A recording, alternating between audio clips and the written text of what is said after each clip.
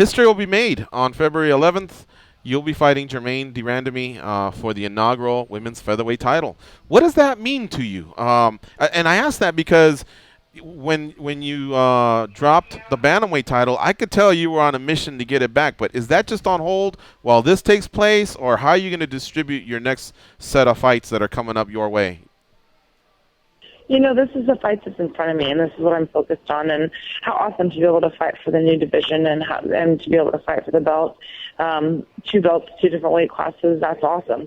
My goal, obviously, whoever wants to gain a belt and lose it. So, that's definitely a sore spot for me. I want to be able to fight for the 135-pound belt as well.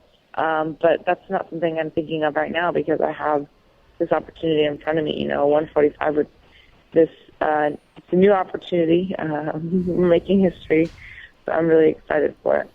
You're a skilled fighter who's been to the top of 135. What will those extra 10 pounds allow you to do? Do you pack muscle, or will you just be a quicker version of a featherweight? How do you think Holly Holm will look that night with those extra 10-pound allowance? I can make 145 tomorrow. I'm not really, I'm not worried about my weight at all. Mm-hmm. I definitely don't want to diet so much and worry about, getting really, really small or, when going to 135, I at least have to pay attention to diet for my weight as well. Mm-hmm. And 145, I don't have to worry about that. Majority of my fights in boxing were even at 140, so this is 5 pounds heavier than that. I did fight at 147 and 154, but hardly. Most of them were at 140, and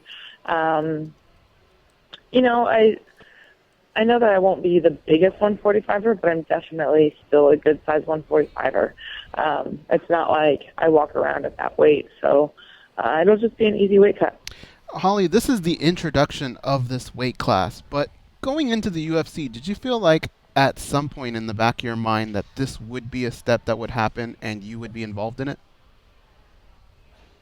I guess I thought that it could be a step that would happen. I didn't think I would be involved in it.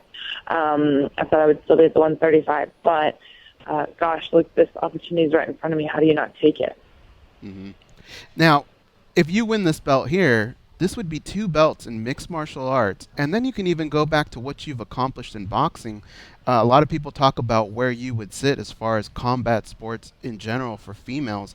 Do you ever sit back and think about that and what kind of legacy you would be leaving? Oh, I think it's awesome. And for me, it's not necessarily what other people think about me. It's what I want.